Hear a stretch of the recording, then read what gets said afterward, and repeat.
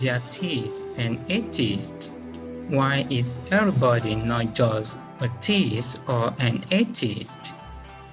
Why do some people believe in the existence of God and others do not?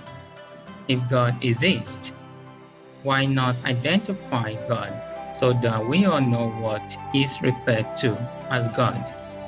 Is God not identifiable? I candidly don't indispensably need to see God because I go along with the fact that it's not everything that exists that can be seen. But I should be able to identify God if God exists. I cannot see energy, but it is distinguishable. Is God distinguishable?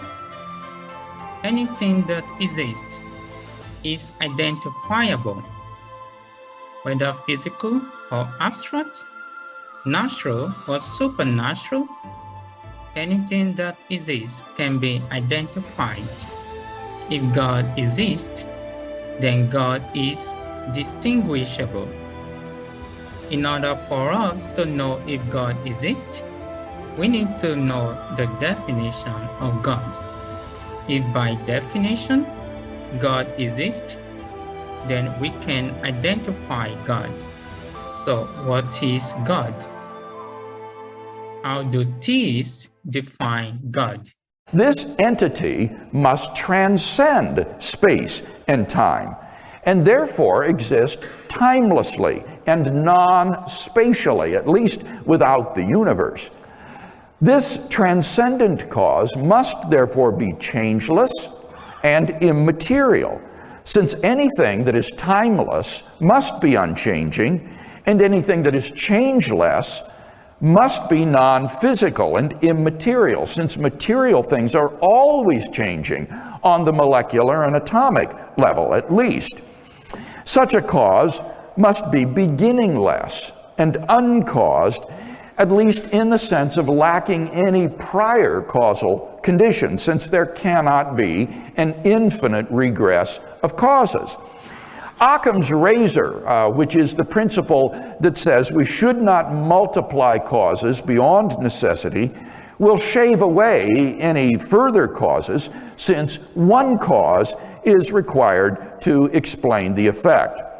This entity must be unimaginably powerful, if not omnipotent, since it created the universe without any material cause.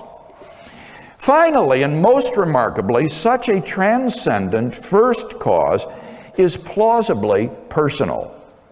Two reasons can be given for this conclusion. First, the personhood of the first cause is implied by its immateriality and timelessness. The only entities which could possibly possess such properties are either unembodied minds or else abstract objects like numbers. But you see, abstract objects don't stand in causal relations. The number 7, for example, can't cause anything. And therefore it follows logically that the transcendent cause of the origin of the universe is plausibly an unembodied mind. Second, this same conclusion is also implied by the origin of an effect with a beginning from a beginningless cause. We've concluded that the beginning of the universe was the effect of a first cause.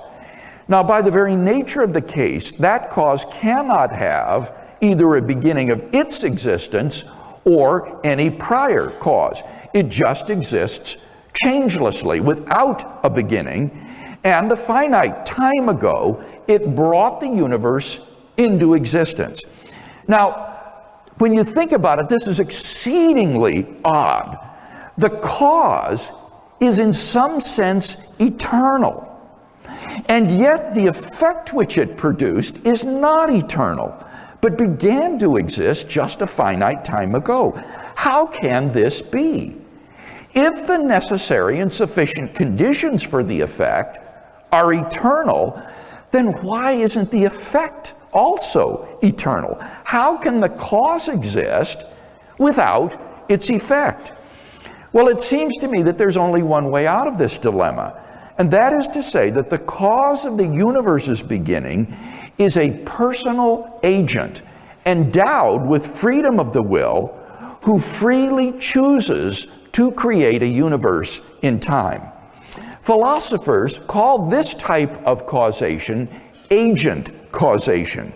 And because the agent is free, he can initiate new effects spontaneously by freely bringing about conditions which were not previously present. And thus, a finite time ago, a free creator can bring about the universe at that particular moment without any antecedent determining conditions. So, in this way, the creator could exist changelessly and eternally, but freely choose to create the world in time. By freely exercising his causal power, he brings it about that a universe with a beginning comes to exist. And so the cause is eternal, but its effect is not. In this way, it is possible for the temporal universe to have come to exist from an eternal cause, namely through the free will of a personal creator. We may therefore conclude that a personal creator of the universe exists who is uncaused, beginningless, changeless, immaterial, timeless, spaceless, and unimaginably powerful. Now, Dawkins does, as I say, address this version of the cosmological argument. Remarkably, however, he doesn't dispute either of its premises. Instead, he merely questions the theological significance of the conclusion. He says, and I quote, "Even if we allow the dubious luxury of arbitrarily conjuring up a terminator to an infinite regress and giving it a name, there is absolutely no reason to endow that terminator with any of the properties normally ascribed to God: omnipotence, omniscience, goodness, creativity of design, to say nothing of such human attributes as listening to prayers, forgiving sins, and reading innermost thoughts." Now, apart from the opening slur, this is an amazingly concessionary statement. Dawkins doesn't dispute that the argument successfully proves the existence of an uncaused, beginningless, changeless, timeless, spaceless, and unimaginably powerful personal creator of the universe. He merely complains that this cause hasn't also been shown to be omnipotent, omniscient, good, creative of design, listening to prayers, forgiving sins, and reading innermost thoughts.